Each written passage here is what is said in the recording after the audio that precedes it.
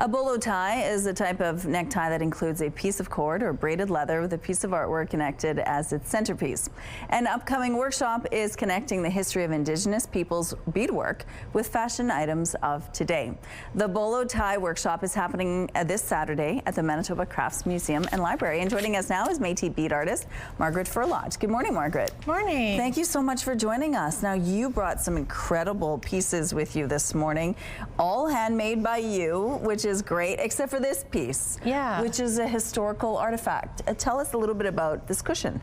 Yeah, so I wanted to bring this cushion because the upcoming workshop, I based the design of the Bolo Center on this pansy that's included in the cushion.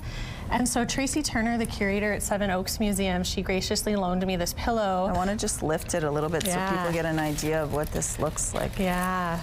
It's beautiful. So this, how old is this pillow? So their records say that they believe that this pillow is from 1875 to 1890, potentially made by Metis artists from the Red River Diaspora or the Great Slave Lake Mackenzie region.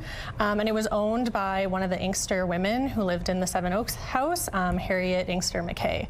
And so it's actually one of 3 pillows that the Seven Oaks Museum houses, and each pillow with their beadwork pattern is very distinct and different, but they're related in some way. So we're really lucky to have this ancestor piece with us today, but I also get to bring it to the workshop this weekend, so participants get to really see that connection between our Indigenous past and present, especially when it comes to the arts. So how did you get into this whole beading thing? Yeah, so I've been beading for about 6 years, and it's my mom who she kind of coaxed me into it. She's been beading for about 15. And there came a time in my life where I wasn't really up to much, and my mom invited me to the beading circle at the MMF. And so I went with her, and I went with a friend of mine who had already been going, and since then I've kind of never stopped. Nice. Okay, so you have some incredible pieces here. You make everything from these earrings that you have here. This is a belt, a sash? Yeah, this is my bridal belt. Wow. Yeah, and then I have my octopus bag, and I'm making my brother a vest for my upcoming wedding, so this is a work in progress. But I brought it because, you can see one side's already done, and then this side is just kind of missing my mouse tracks. Okay, so let's talk about this workshop that you have. This is what you're going to be working on. This is the bolo tie, right? Yeah, I don't know. So we'll be making a bolo tie. Let's lift it this way just so people get a real sense of what it looks like. And describe to me, this is sort of a newer fashion piece, right? In terms of, fashion items. Yeah, so I had kind of noticed, I'm sure everyone has kind of noticed, there was such a big trend into the Western aesthetic. Okay, And so I was like, oh, I love the Western aesthetic with my little vest. And I did like a cowboy boot collection of cowboy boot earrings.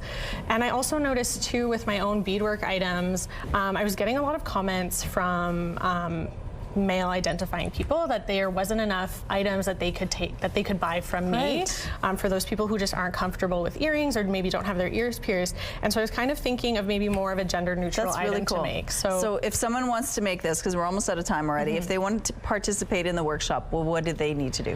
So the Manitoba Crafts Museum and Library, on their website under workshop, they have a registration page, and it's $125 for non-members and then $110 for members. And they'll learn how to do one of these on their own? From start to finish. Oh my gosh, look at this. Can I just lift this up and just show you how beautiful that is? Thank you for this, Margaret. Again, if you want more information, look at that. Look at the detailing in that beadwork. It's just stunning. And you will be able to learn how to do this yourself.